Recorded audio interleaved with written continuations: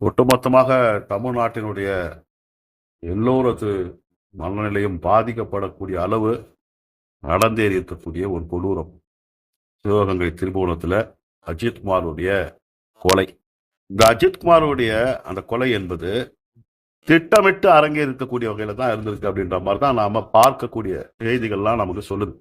ஒரு கோவிலுக்கு போன தாயும் மகளும் என்னுடைய கார்ல 10,000 நகை வச்சிருந்தோம், அதை பார்க் பண்றதுக்கு சாவி ஒருத்தர்கிட்ட கொடுத்தோம், அவர் தான் எடுத்தார் அப்படின்னு அந்த அஜித்குமார் மேல ஒரு குற்றம் சுமத்துறாங்க.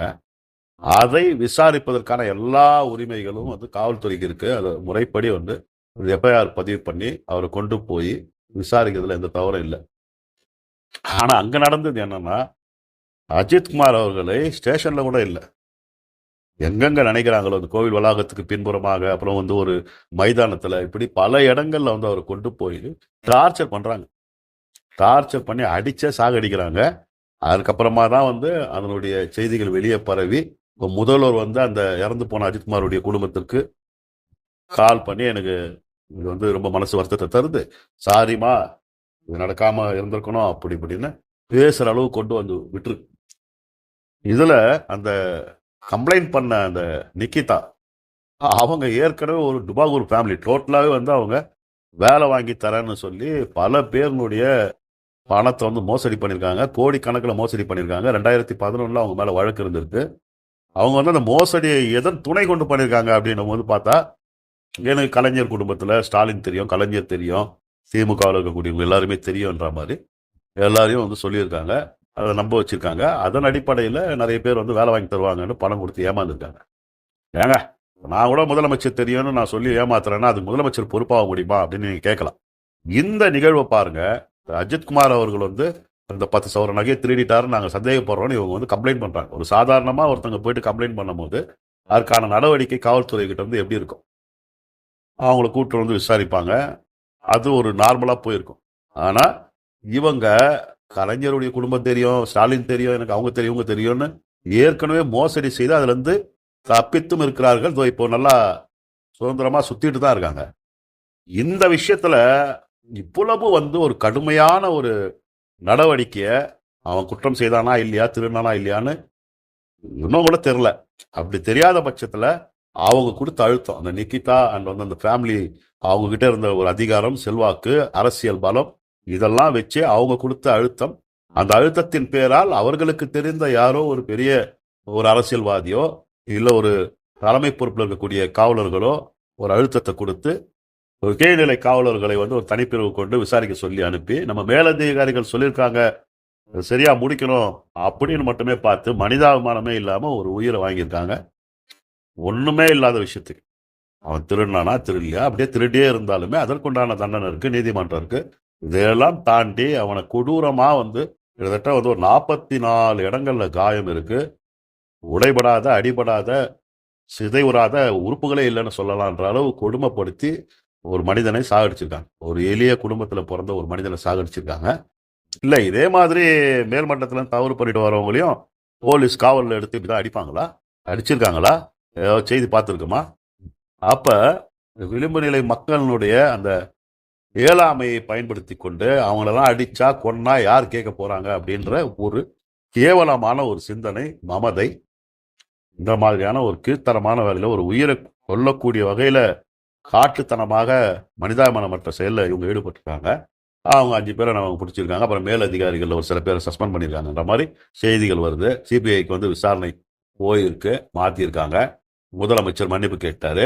அந்த குடும்பத்தில் இருக்கவங்களுக்கு நிதி உதவி கொடுத்துட்டாங்க. அந்த குடும்பத்தில் இருக்கக்கூடிய அவருடைய தம்பிக்கு வேலை கொடுத்துட்டாங்க, அரசு வேலை கொடுத்துட்டாங்க. அவ்வளவுதான், முடிஞ்சிச்சு, பஞ்சாயத்து, எல்லாம் கிளம்புங்க அப்படின்னு சொல்ல வராங்களா? இல்ல நமக்கு என்னன்னா, இந்த நிக்கிதா குடும்பம் அவ்வளவு நல்ல குடும்பம் இல்ல, போஞ்சேரி குடும்பம். மக்களுடைய பணத்தை சுரண்டுவதற்காக தவறான முறையில் அவங்களை ஏமாத்தி பணம் பறித்திருக்கிறார்கள். அது இருந்திருக்கு. அவங்களுக்காக இவங்க இவ்வளவு இறங்கி செய்யறாங்கன்னா அப்ப அவங்க யாரு? அவங்களுக்கு இருக்கக்கூடிய தொடர்பு என்ன? அதிகார வர்க்கத்தோடு அவங்களுக்கு என்ன தொடர்பு இருக்கு? யாரெல்லாம் அவங்களுக்கு இந்த விஷயத்துல உதவி பண்ணாங்க? அப்படி என்ன அவங்களுக்கு முக்கியத்துவம்? அவங்க கொடுத்த அழுத்தத்துக்கு ஒரு உயிரை வாங்கக்கூடிய அளவு என்ன உங்களுக்கு கட்டாயம் இருக்கிறது? இதெல்லாம் தெரிந்து கொள்ள வேண்டும் என்பதற்காகத்தான் இந்த பிரச்சனையை இதோட முடிச்சிட்டு பஞ்சாயத்து முடிச்சு போயிடுங்கன்னு சொல்லி அரசாங்கம் சொன்னாலும் சரி, இல்ல பல ஊடகம்னு சொல்லிக்கிட்டு இருக்கக்கூடிய ஒன்னத்துக்கு இல்லாத அந்த இடத்துல உக்காந்துக்கிட்டு திமுகவுக்கு முட்டு கொடுக்கக்கூடியவர்கள், நியாயப்படுத்தி பேசக்கூடியவர்கள் இருக்கிறாங்கல்ல, அவங்களுக்கும் சரி இந்த பிரச்சனை முடியல. இந்த பிரச்சனையினுடைய ஆணி வேறு. இந்த பிரச்சனையை துவக்கி வைத்து அந்த நிகிதா குடும்பத்தை பிடித்து விசாரிப்பது மட்டுமல்ல, அவர்களுக்கு தக்க தண்டனை நம்ம பெற்றுத்தரணும் அப்படின்றதுக்காகவது இதுக்கு நம்ம கண்டிப்பா குரல் கொடுத்துக்கிட்டே தான் இருக்கணும். இல்ல எனக்கு என்னன்னா, சாத்தான்குளம் நிகழ்வுல எல்லாருமே ஒருமித்த உணர்வோட குரல் எழுப்பினாங்க, எல்லாம் பண்ணாங்க. பிரச்சனைகள் வேற, சம்பவங்கள் வேறையா இருந்தாலும் பலி ஒண்ணுதான், இழப்பு தான். இந்த பிரச்சனையில எவன்டா முன்னாடி வந்தீங்க? சினிமாக்காரன் எவன்டா முன்னாடி வந்தீங்க? சூர்யா, நீ என்ன மாதிரி எல்லாம் ட்வீட் பண்ணடா? போன ஆட்சி காலத்துல ஒவ்வொரு சம்பவங்களுக்கும் என்ன மாதிரியான ட்வீட் பண்ண? நீ இன்னைக்கு சீசல்ஸ் தீவுல குடும்பத்தோட டூருக்கு போயிருக்கிற. டூரிஸ்ட் ஒரு அறிக்கை கூட இல்லை. இது பற்றின ஒரு அறிக்கை கூட இல்லை. நீ அரசாங்கத்தை கட்டிக்கணும். இப்ப நம்ம இந்த போராளிகள் எல்லாம் நம்ம என்ன கேட்கிறோம்? அது சூர்யாவா இருக்கட்டும், இந்த பிரகாஷ் ராஜ், சத்யராஜ், இந்த அமீர்னு ஒருத்தனுங்க, அவன் இந்த விஜய் சேதுபதி, போன ஆட்சியில எவமெல்லாம் தன்னை போராளி அடையாளம் கட்டிட்டு வந்தானோ, இந்த சித்தார்த்த, அவன் இவன் எல்லாருமே நீங்க திமுகவையோ இல்ல மு.க. ஸ்டாலின் அவர்கள் முதலமைச்சரையோ நீங்க கண்டிக்கணும்னு கூட இல்லை. இந்த சம்பவம் ஒரு மனசை பாதிச்சிருக்கு. இது மாதிரி தொடர்ந்து நடக்கக்கூடாது அப்படின்னாவது ஒரு மனிதாபிமான அடிப்படையிலாவது ஏதாவது ஒரு அறிக்கை விட்டீங்களாடா? ஏண்டா நாய் கூட பொழைக்காதடா இந்த பொழைப்புன்னு சொல்லுவாங்களா? அந்த மாதிரியான பொழப்ப பொழைச்சிட்டு இருக்கீங்களா நீங்க? சினிமாவில் வசனம் பேசுறது. இந்த அமீர்னு ஒருத்தன் இருக்கான். அவன் ஏற்கனவே இந்த போதைப் பொருள் கடத்தல் மன்னன் ஜாபர் ஷாதி கூட இருந்தான். அறிவார்ந்து பேசுறது மாதிரி பேசுவான். ஆனா கூடவே ஒரு கடத்தல்காரனை வச்சிருந்தான். அவன் படத்துல வர ஒரு வசனமே கூடவே இருந்திய செவ்வாழன்ற மாதிரி கூடவே வச்சிருந்தான். கேட்டா எனக்கே தெரியாது அப்படின்னு ரொம்ப அழகா பசப்பி நடிச்சான். இன்னைக்கு விசாரணை வளையத்துக்குள்ள இருக்கான். அது ஒன்றும் முடியல. அந்த கேஸ் ஒன்றும் முடியலன்னு வச்சுங்க.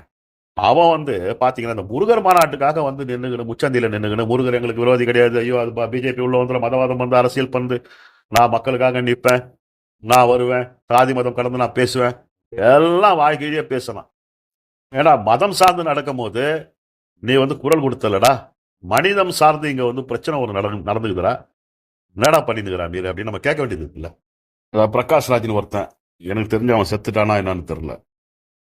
அப்படியே வருவான், இந்த திமுக ஆட்சி நல்லா இருக்கு, சிறப்பா இருக்கு, நல்ல திட்டங்கள்லாம் கொண்டு வராங்க அப்படின்னு அமைச்சர் பக்கத்துல உட்காந்து பேசுவான். அமைச்சர் எடுத்து கொடுப்பார், இன்னும் நல்லா சொல்லுங்க, நான் நல்லா பேசணும்னா அப்படின்னு அமைச்சர்கிட்ட வேற பேசிட்டு திருப்தி ஆயிட்டீங்களா அப்படின்றத கேட்பான்.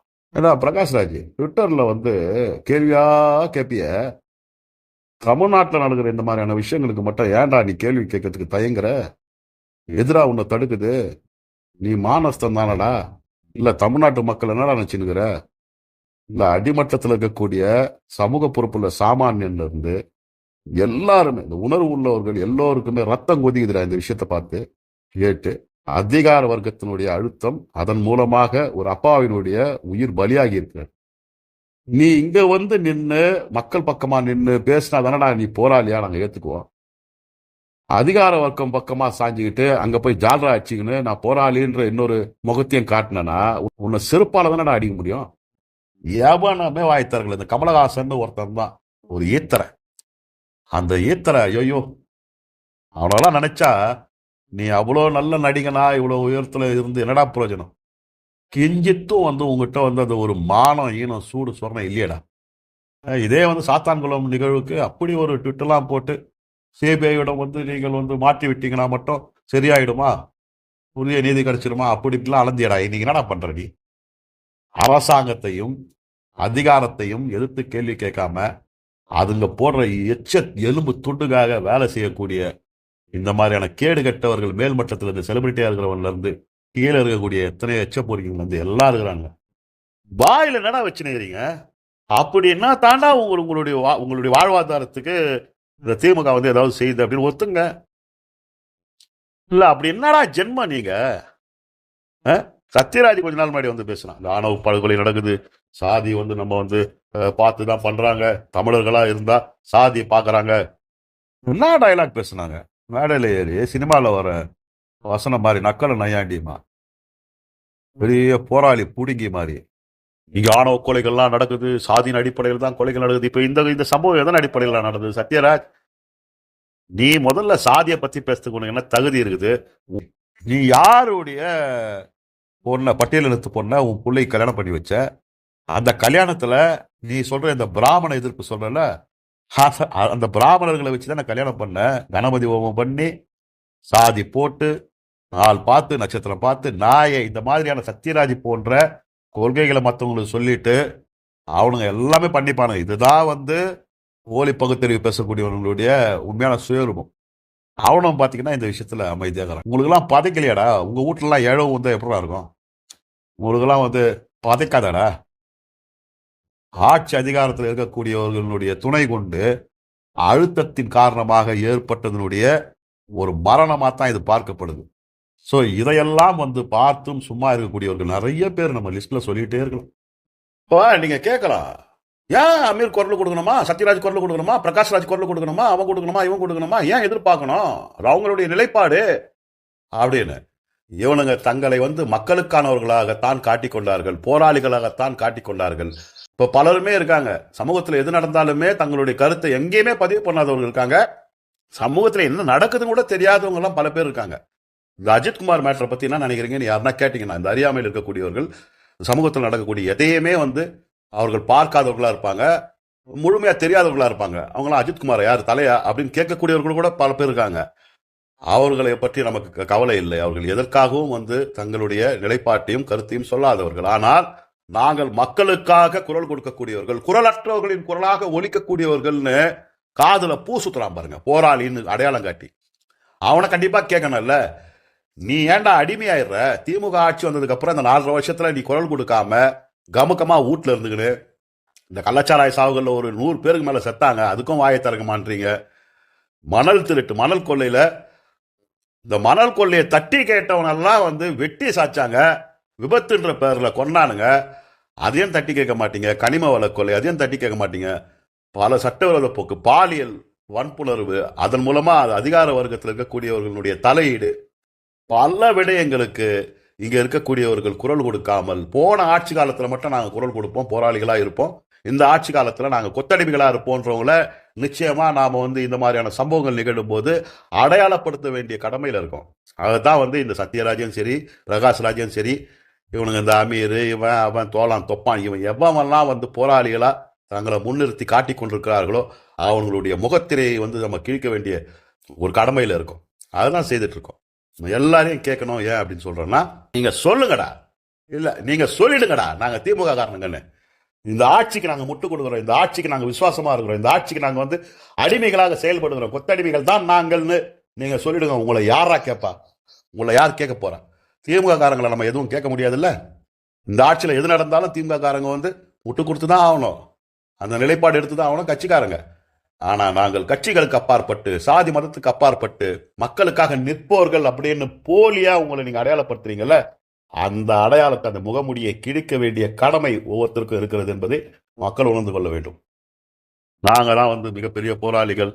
இங்க இருந்து மணிப்பூர்ல ஏதாவது நடந்தா பேசுவோம், இங்க இருந்து குஜராத்ல நடந்தா பேசுவோம், இங்க இருந்து வந்து ராஜஸ்தான்ல நடந்தா பேசுவோன்ற மாதிரி தமிழ்நாட்டில் எது நடந்தாலுமே பேசுவோம். ஆனா திமுக இருக்கும்போது மட்டும் பேச மாட்டோம் நாங்க அப்படின்னு முடிவு பண்ணி வச்சிருக்க. நீங்கெல்லாம் எப்படா போராளின்னு உங்களை வந்து அடையாளம் காட்டி மக்களை ஏமாத்திட்டு இருந்தீங்க. ஆனா கேடு கட்ட உங்களுடைய முகமுடி கிழிந்து தொங்குகிறது இந்த ஆட்சி காலத்துல அப்படின்றதுக்கான இந்த சம்பவங்கள் சாட்சியாக வருகிறது. இப்படிப்பட்ட ஒரு கேடுகட்ட ஒரு சமூகத்துல இந்த மாதிரியான ஒரு சூழ்நிலையில நாம சிக்கி வாழ்ந்து கொண்டிருக்கிறோம். எதிர்கட்சிகள் அரசியலாக்க கூடாது, அரசியல் லாபம் தேடக்கூடாதுன்னா மு.க. ஸ்டாலின் அவர்களே வந்து போன முறை எதிர்கட்சியா இருக்கும்போது சொன்னார்ல, எதிர்கட்சினா அரசியல் பண்ணாம அவியெல்லாம் பண்ணணும்னு கேட்டார்ல, அதை பண்ணித்தான் ஆவாங்க. இதுல வந்து கூட்டணி கட்சிகள் இருக்கக்கூடிய திருமாவளவன் எப்பவுமே விஷயமா பேசுவார். அவர் ஒரே வார்த்தையில முடிச்சிட்டாரு, அது அதிமுக திமுகன்னு இல்லைங்க, நானே நாளைக்கு முதலமைச்சராக வந்தா கூட இந்த மாதிரியான நிகழ்வுகள்லாம் நடக்குங்க, லாக்அப் டெத்லாம் நடக்கும். அதனால இதெல்லாம் ஒரு பெரிய விஷயமா நடவடிக்கை எடுக்கிறாங்க, சிபிஐக்கு மாத்திட்டாங்க, விடுங்க அப்படின்னு கடந்து போறாரு அண்ணன். இல்ல அண்ணன் திருமாவளவன் அவர்களிடத்துல கேட்கிறோம், ஆனா எல்லா ஆட்சியிலும் எல்லாமே நடக்கும், அப்புறம் எதுக்குன்னா நீங்க வந்து ஒரு சில விஷயங்களுக்கு குதின்னு குதிக்கிறீங்க, சில விஷயங்கள் உங்களுக்கு தகுந்த மாதிரி எடுத்துக்கிட்டு நீங்க வந்து போராடுறீங்களா இல்லையா? எல்லா ஆட்சியும் நடக்கும்னு நீங்க கடந்து போயிடுவீங்களா? ஏன் அடுத்த ஆட்சியில வந்து திமுக இல்லாம அதிமுகவே வந்துச்சுன்னு வச்சுங்க, நீங்க திமுக கூடிய கூட்டணியில இருக்கீங்க வச்சுங்க, அதிமுக அப்போ வந்து ஏதாவது நடந்ததுன்னா இதே மாதிரி உங்களால சொல்ல முடியுமா? அளவு விடுங்க, எல்லா ஆட்சி காலத்திலும் இது நடக்கும் அப்படின்னு கடந்து போவீங்களா? சிபிஐக்கு தான் மாத்திட்டாங்களே, 5 பேர் தான் அரெஸ்ட் பண்ணிட்டாங்களே அப்படின்னு நீங்க அதற்கு நியாயம் கற்பிக்கிறீர்களே, அதுல வந்து நிறைய விசாரணை பண்ணணும், யாரெல்லாம் சம்பந்தப்பட்டிருக்காங்க, இதுல எந்த அதிகாரம் வந்து இங்க என்ன வேலை செய்திருக்கிறது, எந்த அதிகாரம் அழுத்தம் கொடுத்திருக்கிறது, இதெல்லாம் ரொம்ப அழகா பேசுவீங்களா, என்னண்ணா இப்படி ஆயிட்டீங்க நீங்க அப்படின்னு அண்ணன் திருமாவளவன் அவர்களை பார்த்து கேட்க வேண்டியது இருக்குது. ஆனா வைகோ அவர்களை சொல்லவே தேவையில்லை. அவர் வந்து சாசனமே எழுதி கொடுத்துட்டு இருக்காரு. முதல்வரை பார்த்துட்டு வெளியே வந்து என்னால ஒன்றும் முடியாதுங்க, நான் வந்து திமுகவுக்கு கடைசி வரைக்கும் பாடுபடுவேன் அப்படின்ட்டாரு. மதிமுகல இருந்து ஆள் போய் அங்க திமுக சேர்ந்தா கூட அதை பத்தி எனக்கு கவலை இல்லை அப்படின்னு. இதுக்கு வந்து அவர் மதிமுக திமுகவோட சேர்த்துடலாம். அதனால அவர்லாம் வந்து இந்த விஷயத்துக்கெல்லாம் எதுவும் சொல்ல போறது கிடையாது. இங்க யார் என்ன நிலைமைக்கு வந்தாலுமே அவங்க கூட்டணி தர்மத்தை விட்டு கொடுக்க மாட்டாங்க. நாளைக்கு வந்து இதே திமுக வந்து எதிர்கட்சியா உட்காந்துன்னா அப்போ வந்து எதிர்த்து பேசுவாங்க. அஜித்குமாரனுடைய இந்த கொலைக்கு நாங்க வருத்தம் தெரிவிக்கிறோம், எங்களுக்கு மனசு பாதிக்கப்பட்டிருக்கு, அவ்வளவுதான். அதுக்கு மேலலாம் எங்களை டிஸ்டர்ப் பண்ணாதீங்க. நாங்க வந்து அரசாங்கத்துக்கு அழுத்தம் கொடுக்க மாட்டோம். இதுக்கெல்லாம் வந்து முதல்வர் பொறுப்பேற்க முடியாது. காவல்துறை தான் இதுக்கு வந்து பொறுப்பேற்கணும். காவல்துறையினுடைய தவறு தான். ஏன்னா காவல்துறையில ஒரு சிறப்பான ஒரு நல்லது நடந்துச்சு, மக்களுக்கான ஒரு நல்லது பண்ண மாதிரி காவல்துறை ஏதாவது செய்துச்சுன்னா அதுக்கு கிரெடிட் எடுத்துப்பாங்க. முதல்வருடைய பார்வையின் கீழே இருக்கக்கூடிய இந்த அரசாங்கத்தினுடைய காவல்துறைக்கு கிடைக்க பெருமை எல்லாம் வந்து அரசாங்கத்தை சேரும், முதல்வரை சேரும், அப்போ வந்து கிரெடிட் எடுத்துப்பாங்க. ஆனா காவல்துறையில இந்த மாதிரியான சம்பவங்கள், விரும்பத்தகாத நிகழ்வுகள் நடக்கும்போது மட்டும் அதுக்கு வந்து முதல்வர் பொறுப்பேற்க மாட்டாரு. இது வந்து காவல்துறை தான் பொறுப்பு, அதிகாரிகள் தான் பொறுப்பு. இதெல்லாம் தொடர்ந்து வந்து திமுகவினுடைய கூட்டணி கட்சிகள் சொல்லும். எந்த இடத்துலயும் திமுக அரசே, ஸ்டாலின் அரசேலாம் அவங்க பதிவு போட மாட்டாங்க, நாம எதிர்பார்க்க முடியாது. ஒரு அப்பாவி இளைஞனை ஒரு அதிகார வெறியாளர்கள் அடித்தே கொண்டிருக்கான். இந்த மனித உரிமை ஆணையன்னு ஒன்று இருக்குல்ல, அதுல கண்ணதாசன் ஒருத்தர் இருக்கார். அவர் பார்த்தீங்கன்னா நம்ம செந்தில் பாலாஜி அவர்கள் இருந்தார்ல, முன்னாள் அமைச்சர், அவர் வந்து ஒரு கேஸ்ல மாட்டினார் இல்லையா. அவர் முன்னாடி அதிமுக ஆட்சி காலத்துல செய்த ஒரு பண மோசடி, வேலை வாங்கி தரேன்னு சொல்லி பணம் வாங்கி அந்த கேஸ்ல அவர் உள்ள போகும்போது அவரை எப்படி நீங்க வந்து துன்புறுத்துவீங்க, அடிப்பீங்க, அவரை குடும்பப்படுத்துவீங்க அப்படின்னு வந்து நின்னார் கண்ணதாசன். நல்லா கூலிங் கிளாஸ்லாம் போட்டுன்னு சும்மா ஜம்முன்னு வந்து நின்னார். அதுக்கப்புறம் அந்த ஆளை எங்கேயுமே பார்க்க முடியலங்க. கிட்டத்தட்ட வந்து பாத்தீங்கன்னா இது 25வது லாக்அப் டெத் தான். இதுக்கு முன்னாடியே 24 லாக்அப் டெத் நடந்திருக்குது. அங்கேயுமே நம்ம கண்ணதாசன் ஐயா மனித உரிமை ஆணையத்தினுடைய ஏதோ ஒரு அதிகாரியா இருக்காரு, இப்ப இருக்காரு தான் நினைக்கிறேன். முன்னாள் அமைச்சர் செந்தில் பாலாஜி மேட்டர்ல வந்து பொங்குன்னு பொங்கினார். காவல்துறை வந்து செந்தில் பாலாஜி அவர்களை அடிச்ச மாதிரி கூட இல்லை. அவருக்காக வந்து பரிந்து நின்று மனித உரிமைக்காக பேசிய கண்ணதாசன் அவர்கள் இந்த 24 லாக்அப் டெத் நடக்கும் போதும் சரி, இந்த பல்பீர் சிங் ஒருத்தர் இருந்தார்ல பல்லு புடுங்கி, அவர் அந்த பல்ல புடுங்கும் போதும் சரி, இந்த புடுங்கி எது இவர் நம்ம மனித உரிமை ஆணையத்தினுடைய மரியாதைக்குரிய கண்ணதாசன் ஐயா அவர்களை பார்க்க முடியல. எங்க போயிருந்தார் தெரியல, இதுலயுமே பார்க்க முடியல. அப்போ உங்களுக்கு வந்து எல்லா உயிர்களும் ஒன்றும் இல்லை, சமூக நீதி பேசக்கூடிய கட்சி, சமத்துவம் பேசக்கூடிய கட்சி, இந்த கட்சிக்கு எல்லா உயிர்களும் வந்து சமமா பார்க்கணும்ன்ற ஒரு புத்தி இல்லையா அப்படின்னு நமக்கு யோசிக்க தோணுது. உயிர்களுக்குள்ள கூட நீங்க வந்து ஒரு மாறுபாடை பாக்குறீங்க. செந்தில் பாலாஜியை வந்து துன்புறுத்துறத நீங்க கண்டிக்கிறீங்க. சாமானியர்கள் வந்து பாதிக்கப்படும் போது, பல்ல புடுங்கி அவஸ்தப்படும் போது, அவர்கள் வந்து ரணப்படுத்தப்படும் போது, காயப்படுத்தப்படும் போது, ஏன் கொலை செய்யப்படும் போது கூட நீங்க வர்றதில்லை. இந்த அளவுதான் இருக்கிறது இவர்களுடைய சமத்துவம், சமூக நீதி, மனித உயிர்களுக்கு இவர்கள் கொடுக்கக்கூடிய மதிப்பும் மரியாதையும். இச்சகத்து உள்ளோரெல்லாம் எதிர்த்து நின்ற போதினும்